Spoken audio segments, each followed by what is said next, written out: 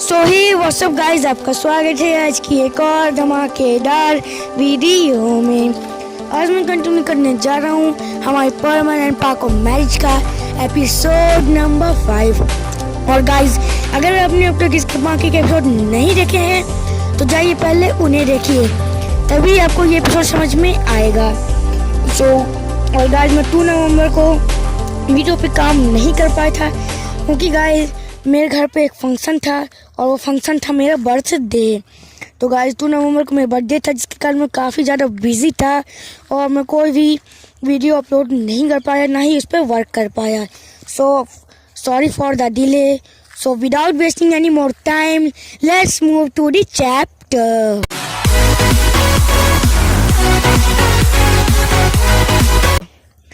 तो guys, last episode पे अपन देखते हैं जो मित्सो रहता है वो सुमीर के घर पे रुकता है और इज़ाका सुमीर के घर पे कुछ गुंडे भेजता है मित्सो और सुमीर को सबक सिखाने के लिए।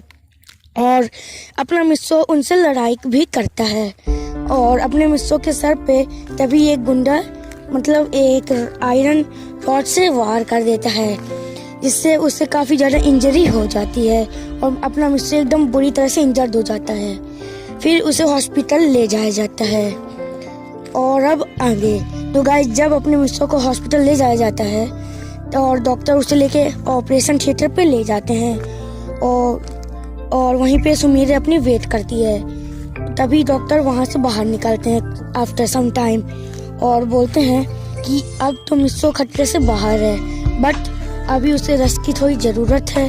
सो अगर आप लोग चाहें तो उससे बात कर सकते हैं, बट बहुत ज़्यादा आप मतलब उससे ऐसी बातें मत करिएगा जिससे उसे मतलब ज़्यादा मेंटल थिंक करना पड़े। और सुमीरा बोलती है कि ठीक है। और डॉक्टर उससे एक और बात बोलते हैं कि मित्सो को अपने ऊपर बहुत ज़्यादा मतलब सेल्फ कॉन्फिडेंस है और ये सुन के सुमीरा को थोड़ा अच्छा लगता है अपने माइंड पे, और वो ज़्यादा मतलब शो नहीं करती कि उसका माइंड कैसा है डॉक्टर के सामने। उसके बाद वो अंदर जाती है और मित्सो को देखती है और उसके पास जाके बैठती है और पूछती है कि आखिर तुम्हें क्या जरूरत थी इतना बड़ा खतरा लेने की, और आखिर तुमने उस समय अपना बर्थ सेट क्यों नहीं पहना, और तुमने सिर्फ अपना बर्थ सेट दिखाने के लिए बनी हो। मतलब उससे ऐसे खूबसूरत तेज बात करने लगती है, जिससे फिर अपना मित्सो बोलता है कि नहीं नहीं सुनो तो बात तो सुनो मेरी, आखिर तुम इतने गुस्से में क्यों हो। और ये मित्सो ये थोड़ा फनी वे पे बोलता है और फिर सुमीर बोलते कि हाँ, तुम्हें तो कोई फर्क ही नहीं पड़ता ना कि आखिर तुम्हें कितनी चोट लग जाए। और वो बोलती है सुमीर कि आखिर वैसे भी तुम मुझे इतने समय बाद मिले हो। इतना बोलते ही सुमीर है वो कुछ नहीं बोल पाती क्योंकि अपने मित्सो ने उसे लिप लॉक कर दिया था। और गाइस, उसके बाद जो अपने मित्सो से छोड़ता है और उसे बोलता है कि नहीं, अब तुम बिल्कुल भी मेरी चिंता मत करो, अब मैं ठीक हूँ। और फिर उसे बताता है कि जैसे कि तुम जानती हो, हम परमानेंट्स को छोड़ के अब किसी को भी परमानेंट की कोई भी मेमोरी याद नहीं है। और अगर मैं अपना परमानेंट का सेट पहनूं बैटमैन का और वैसे लोकल मार्केट पे जाऊं तो सबको पता चल जाएगा और सबको याद आ जाएगा कि यहाँ पे परमानेंट जैसा कुछ था कुछ सालों पहले। फिर हमें अपनी मतलब काफ़ी ज़्यादा डिफ़िकल्टी फेस करनी पड़ सकती है। फिर अपनी सुमीर बोलती है ठीक है, पर अब तुम क्या करोगे और अब तुम अपना ख्याल रखो, ऐसे वापस से लड़ाई मत करना। फिर जो मित्सो है वो बोलता है कि नहीं, अभी ये सब एंड नहीं होगा, अब मैं इज़ाका को नहीं छोड़ूंगा। मैंने उस पर वार्निंग दी थी कि अब सुमीरे और मेरे से ज़्यादा इंटरफेयर मत करना हमारी लाइफ पे, बट उसने मेरी बात नहीं मानी और उसने हमारे पर फिर से अटैक करवाया। अब मैं इज़ाका को नहीं छोड़ने वाला। अब इज़ाका का आखिरी टाइम चल रहा है अर्थ पे।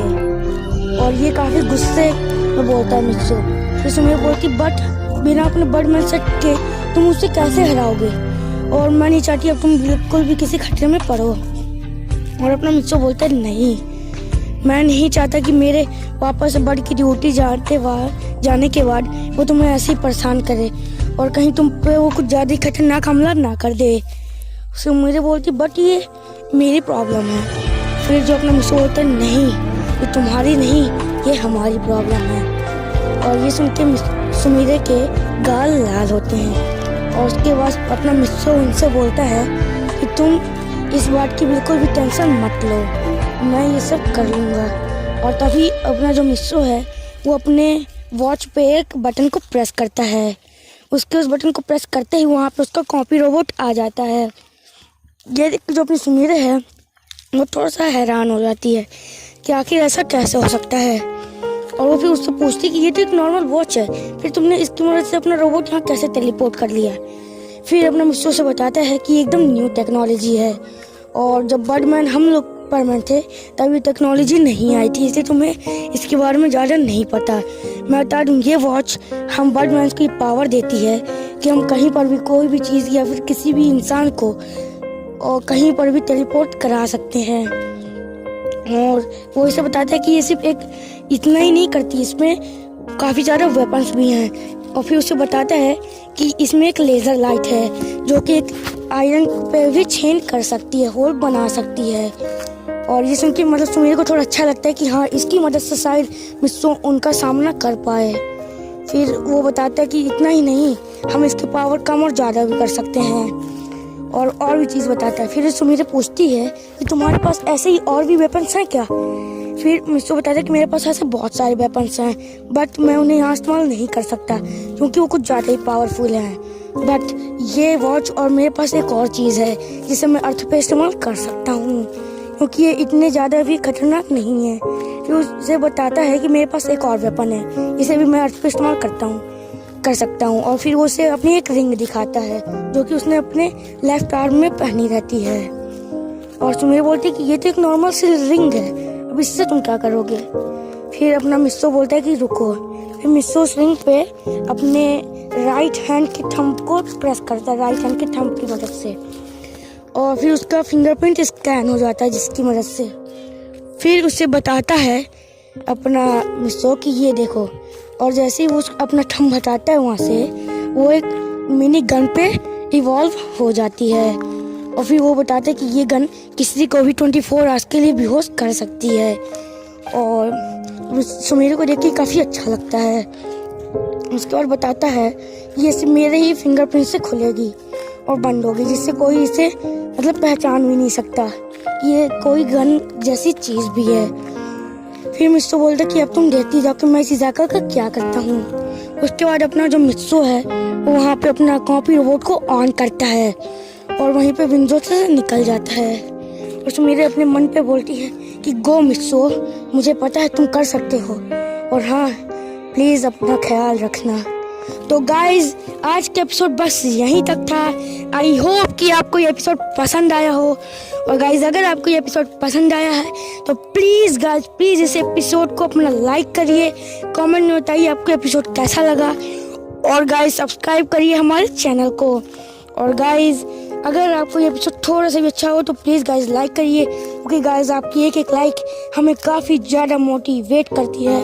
और फॉलो करिए हमारे इंस्टाग्राम को, जिससे आपको हमारे चैनल से रिलेटेड लेटेस्ट अपडेट्स मिलती रहें।